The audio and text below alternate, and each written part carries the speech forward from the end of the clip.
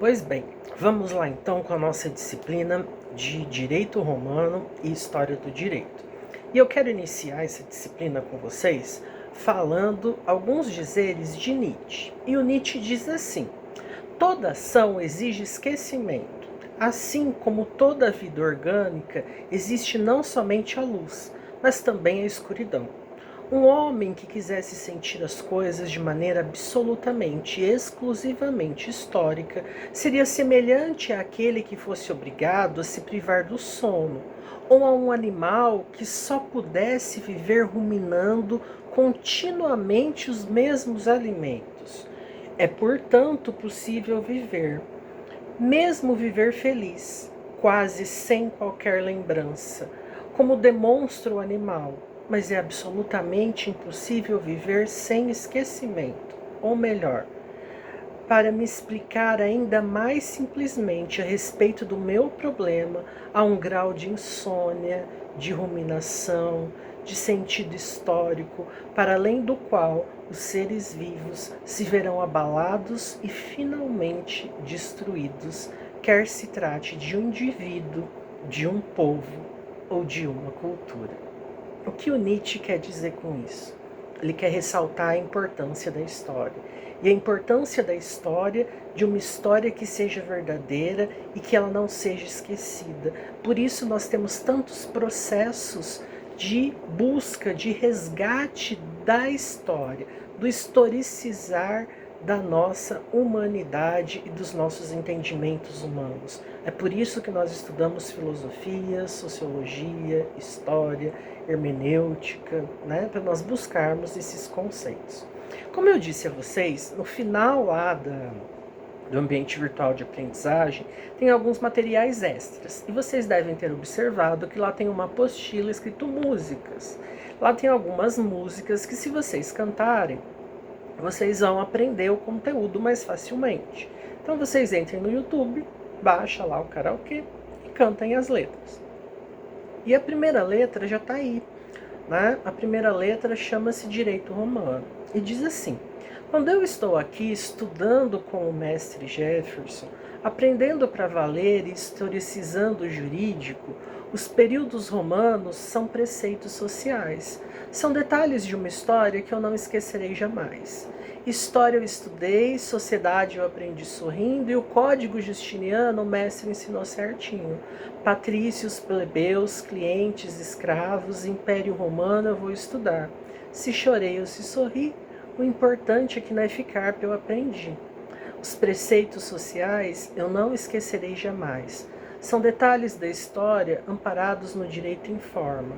Mas eu estou aqui estudando com o Jefinho, aprendendo para valer e não só reproduzindo. Direito romano é o que ele faz, ensina direito e história demais. Se chorei ou se sorri, o importante é que não é ficar, eu aprendi. Se chorei ou se sorri, o importante é que não é ficar, eu aprendi. É a partir da música Emoções, do Roberto Carlos, que nós iniciamos então a nossa disciplina. Quando vocês estão aqui comigo, estudando, vocês estão historicizando o direito, historicizando o jurídico, que trata dos períodos romanos, que são nada mais do que grandes preceitos sociais. E a sociedade romana era dividida em patrícios, plebeus, clientes e escravos. Por isso que do Império Romano nós não esqueceremos jamais. Vamos estudar a sociedade, a importância do Código de Justiniano, e com isso pode até cair algumas lágrimas, mas nós vamos historicizar e vamos aprender o direito da forma correta, com ênfase na história e na música. Façam uso da música depois. Falar em história do direito e direito romano nos remete a um passado.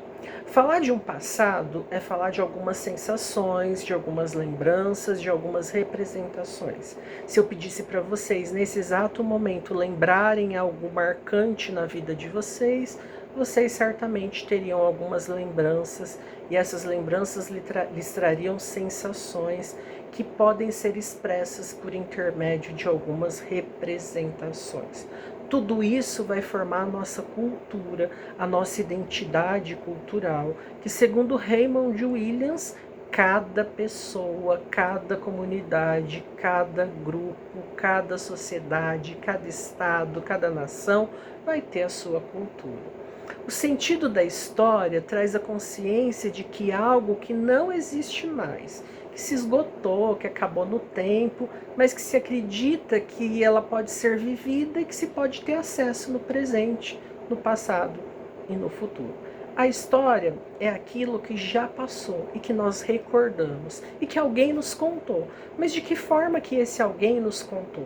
E aí eu trago Guimarães Rosa, quando ele traz na obra Grande Sertão Veredas, um trecho que ele diz assim: contar é muito, muito dificultoso. Não pelos anos que já se passaram, mas pela astúcia que tem certas coisas passadas de fazer um balancê, de se remexerem dos lugares. O que eu falei de exato foi, não teria sido, agora acho que nem não.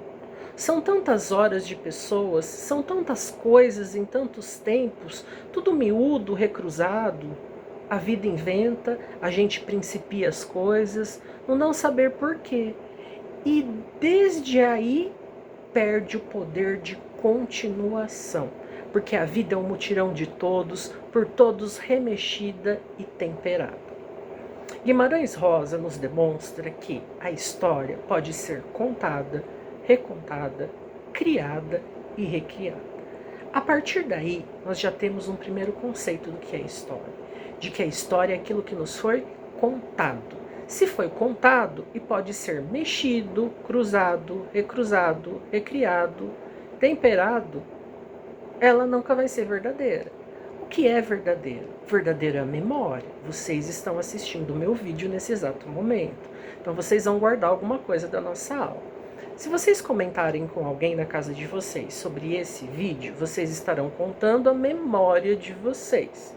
Quando essa pessoa que vocês contaram sobre esse vídeo repassar isso para outra pessoa, nós estaremos falando de história. A memória já foi.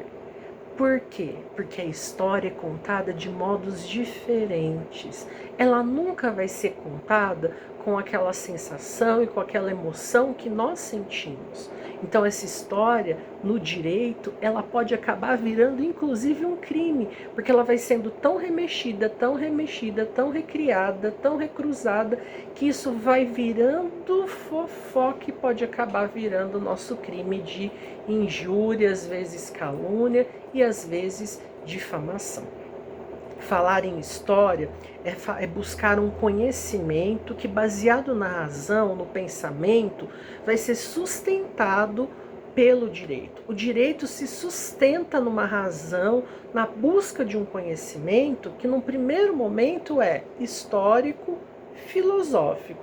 E aí nós teremos o direito, que será sustentado em 3 princípios de verdades fundantes ou fundamentais, de leis, de deveres, de regras e de tipos. Essa é a nossa história. Esse é o nosso direito.